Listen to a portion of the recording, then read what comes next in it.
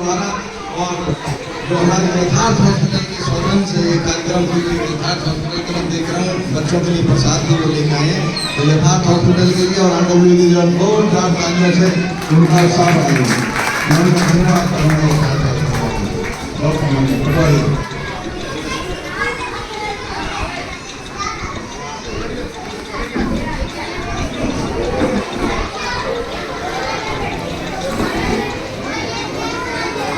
सर्वप्रथम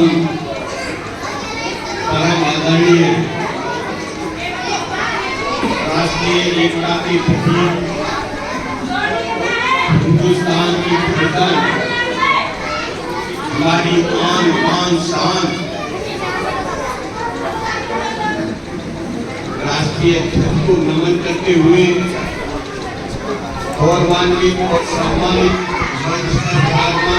मुख्य अतिथि मैडम नीलम बनर्जी, अन्य समस्त अति विशिष्ट और विशिष्ट अतिथिगण और मेरे समक्ष उपस्थित समस्त भाइयों बहनों, देश के नन्हे मुन्ने छोटे होनहार बच्चों, भारत माता की। देखो बच्चों, तुम्हारा हमने बहुत अच्छे ध्यान से सुना ना, तो आप हमारा भी थोड़ा ध्यान से सुनो। भारत माता की, देश के शहीदों की, देश के शहीदों की। अभी अभी नन्हे मुन्ने बच्चों में दो तीन गीत गाए।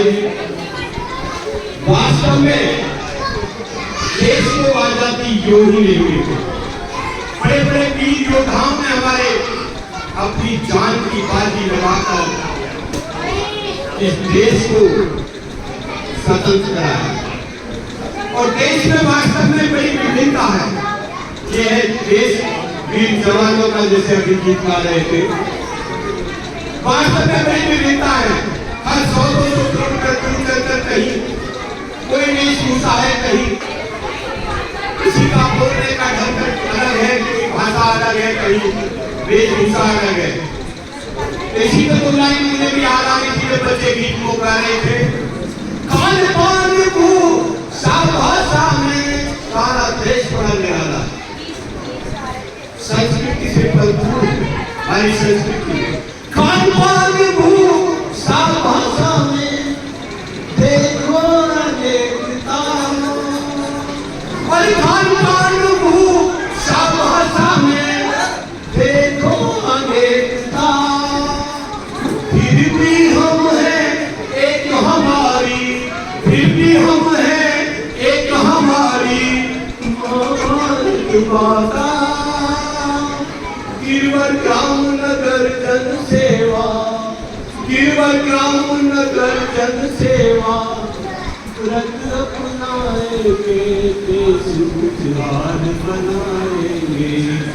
यह छात्र शक्ति है, राष्ट्र शक्ति को चुनाएंगे, देश गुजरात बनाएंगे।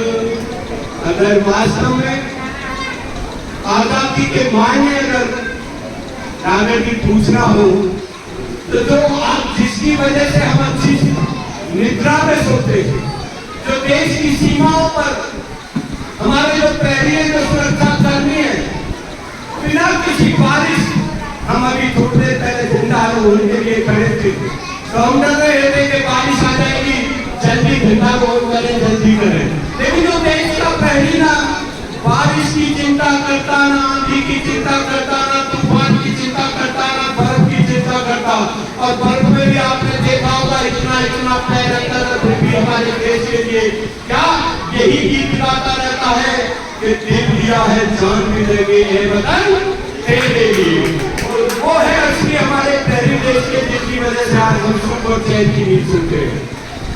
वास्तव में मैं 15 अगस्त सन 1947 और वर्तमान भारत की ओर थोड़ा सा ध्यान आकर्षित करना चाहूंगा।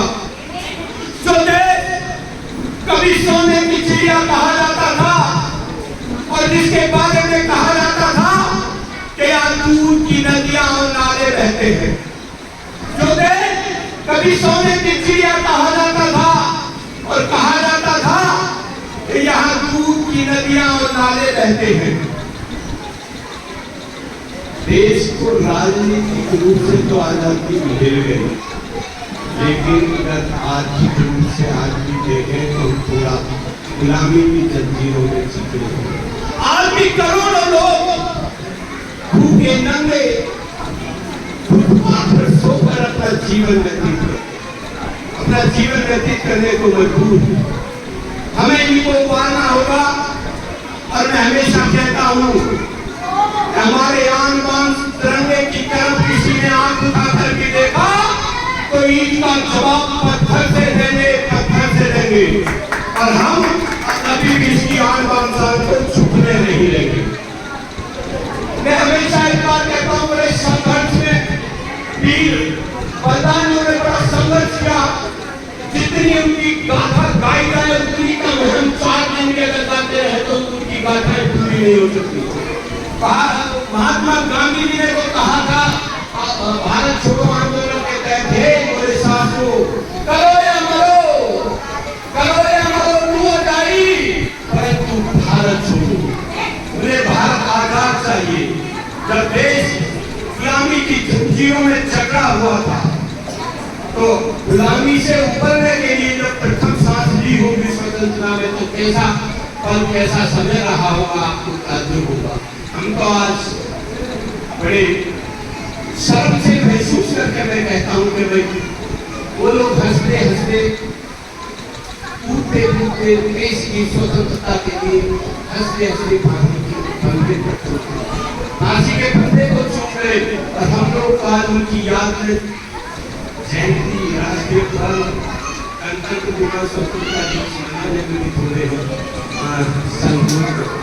उनकी बलिदानी देखिए, हंसते हंसते तो फांसी के फंदे को सरदार भगत सिंह, चंद्रशेखर आजाद, गुरु रामदेव, गुरु क्या नाम था उसका, रामदास जी, सुखदेव जी, तो हंसते हंसते फांसी के फंदे को चूमे। जिंदगी जीना आसान नहीं होता, जिंदगी जीना आसान नहीं होता और संघर्ष के बिना कोई महान नहीं होता। और जिंदगी जीना आसान नहीं होता और संघर्ष के बिना कोई महान नहीं होता। और जब तक पड़े ना हथौड़े की चोट तब तक पत्थर भी भगवान नहीं होगा, पत्थर भी भगवान नहीं होगा। यानी पत्थर में से भी भगवान को धीरे धीरे खोद कर निकाला जाता है। इसीलिए और एक हमारे संचालक महोदय जो संचालन कर रहे हैं, तो एक ताला जब आपकी चाबी खोलना चाहिए तो चाबी तो ताले पर हथौड़े मारे जाते हैं हथौड़े, और फिर भी ताला इतना बेचैन होता है, कभी कभी हथौड़े से भी ताला नहीं खुलता। तो हथौड़े ने चाबी से पूछा, हे चाबी, मैंने अनेकों बार ताले पर चोट मारी लेकिन मैं ताले को खोल नहीं पाई। आप में ऐसा क्या गुण है जो तुम अंदर जाती हो ताले को तुरंत खोल देती हो? तो चाबी ने उत्तर दिया, हथौड़े सुन, जब मैं ताले में प्रवेश करती हूँ तो उसके हृदय को स्पर्श करती हूँ और उसके दिल को जीत लेती हूँ, ताला खुल जाता है। ऐसे ही हमारे संचालन करता चाबी है, चाबी तो चाबी इसके दिल में रह जाए तो अभी की प्रतीक्षा करने देगा, हमसे दरवाजा जमी जिंदा होगा। तो और हमारे सिंह भाटी जी बड़े संघर्षशील है, बहुत अपना काम जितना भी समय समय पर हो सकता है करते रहते हैं। इनके बारे में एक उदाहरण में कई बार दे देता हूँ कि राजा के दरबार में राजा ने 11 हीरे थे, एक असली हीरा था, 10 नकली हीरे थे। 11 के 11 हीरे डाल दिए और कहा, महाराज जो भी इसको असली हीरे को पकड़ के दिखाएगा मैं उसको राजपाट का एक कान में दे दिया जाएगा। बड़े बड़े वीर योद्धाओं ने बहुत ताकत लगाई लेकिन असली हीरे को पकड़ के लास्ट में एक अंधा ब्लाइंड आता है, वो आकर बोला, महाराज मुझे परमिशन दीजिए और मैं असली हीरे को पकड़ के दिखाऊंगा। तो महाराज ने बोला कि अरे भाई अच्छे विद्वान लोग कोई पैर का हीरे को पकड़ोगे तो महाराज ने खैर अनुमति दे दी। उन्होंने हीरे को पकड़कर राजा साहब को सौंप दिया। राजा साहब ने कहा अच्छा जाओ राजपाट का एक बटे 3 भाग को दान दे दिया गया, लेकिन ये बताओ असली हीरे को पकड़ा कैसे? तो अंधे ने उत्तर दिया कि महाराज असली हीरे की तासीर इनकी तरह शीतल होती है और नकली हीरे हमेशा गर्म होते हैं, इसलिए मैंने इनको शीतल तासीर होने के कारण असली हीरे को पकड़ लिया और आपको दे दिया। तो ये एक छोटी सी घटना और बताकर मैं अपनी वाणी को विराम दूंगा। 13 अप्रैल सन 1919 जलियांवाला बाग आपने सुना होगा, सभी को सुनते रहते हैं, ये इसलिए सुनाता हूं थोड़ा सादा उत्साह प्रदर्शन होगा। 13 अप्रैल 1919 जलियांवाला बाग में 13 अप्रैल 1919 हिंदुस्तान के कोने कोने में बैसाखी का त्योहार बड़े धूमधाम और हर्षोल्लास के साथ मनाया जा रहा था। तभी कुछ अपने हिंदुस्तानियों के मन में जिज्ञासा पैदा हुई कि हमें देश को आजादी कैसे मिले, इसलिए एक बैठक का आयोजन करने जा रहे थे। जब वो जलियांवाला बाग में, क्योंकि उसका रास्ता आने जाने का एक है, जब उसमें वो बैठक कर रहे थे तो मिस्टर जनरल डायर ने उस बात को घेर लिया और अंधाधुंध गोलियों की बौछार करके हमारे हजारों लोगों को निहत्थे हिंदुस्तानियों को हमेशा हमेशा के लिए लहूलुहान करके बहुत।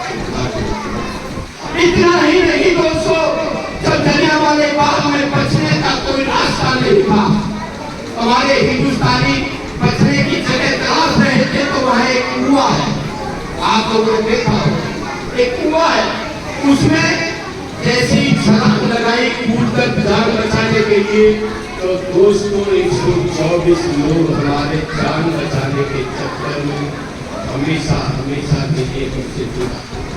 इस घटना को एक ऊधम सिंह नामक व्यक्ति पड़े, उसे देख रहा था, उसने कहा देखो इस सास को ईंट का जवाब पत्थर से देकर लूंगा, यानी इसका बदला लूंगा। उसने इंग्लैंड में जाकर बड़ी प्लानिंग की होगी, वहां की महिलाओं से दोस्ती कर अपने वहां इंग्लैंड गया और इंग्लैंड में जाकर भरी जो वहां की पार्लियामेंट थी, उसमें मिस्टर जनरल डायर को पिस्टन से निकाल कर अंधाधुंध गोलियों की बौछार करके उसे हमेशा हमेशा के लिए लोगों की खाट बिता दिया। ऐसा वीर सेनानी था, उसको भी जोरदार तालियां बजाइए, उसने बड़ा साहस पराक्रम दिखाया था। और क्योंकि बहुत काम नहीं पहली बार में भी बहुत होता है, इसलिए वाणी को ग्राम की तरफ ले जाता हूँ। एक बार मैं आप सबको 79वें स्वतंत्रता दिवस की आपको ढेर सारी बधाई एवं शुभकामनाएं। जय हिंद, जय भारत, भारत माता की। बच्चों आपकी आवाज बहुत कम आ रही है। भारत